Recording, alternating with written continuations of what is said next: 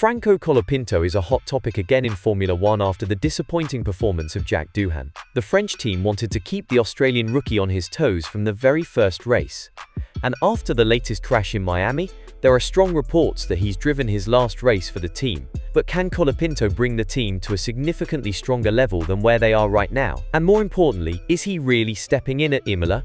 Or is this just a bluff towards Doohan? Jack Doohan had a very poor start to the season and is one of the drivers who is yet to score points in the sport. Although the last crash in Miami was a great indicator as to why he fumbles under pressure, ruining Lawson's race, it just goes to show that this is a ruthless sport that doesn't forgive anyone when it comes to poor performance. The seats are numbered, and if you are slacking off, then you're getting replaced in a heartbeat. Although the only exception to this rule, of course, is Lance Stroll. Now reports from the race state that a change is ready to be made between Colapinto and Doohan, something that Flavio Briatore has advocated for a very long period. The painful fact is that Miami was the first weekend in which Doohan managed to outqualify Gasly. However, the race at the Aussie has been a gut-wrenching one for his career, because if you go out in the manner he did, then not many other teams would be interested in your services. On the other hand, we've seen that Colapinto had an immediate impact at Williams when he replaced Sargent last year.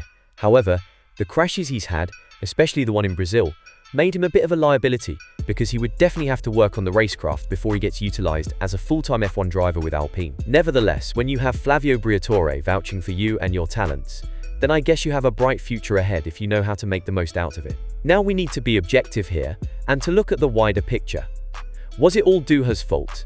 Alpine had a very tricky start to the season, which was unexpected to say the least, as they were leapfrogged by all of the teams on the grid. Nevertheless, Gasly managed to outqualify Doohan 5-1 in the 6 GPs they've participated in so far, with the result being equalled in the sprint events 1-1. But on average, the Frenchman is 0.367 seconds ahead, which, while not being that big of a margin in an era so close like the one we're in, could be the difference between P8 and P14. Still, the crash in Miami has put a lot of pressure on the Aussie star, and according to Doohan, who was seen being consoled by his father after the race, he just had nowhere to go, and it was a pure racing incident. Try explaining that to Lawson, who is also struggling to score points with Racing Bulls after the poor spell he's had with Red Bull and being dropped just 2 races deep in the season. If rumors around the paddock are to be believed, then we were going to receive a massive advantage for every car that is powered by the Mercedes engines, Alpine included.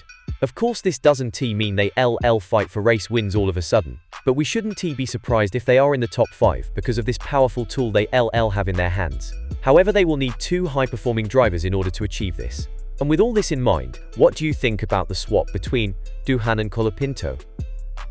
And more importantly, do you think that this will make a lot of sense for the long-term picture? Let us know in the comments below. And once you do that, make sure to check out the video that's appearing on your screen right now.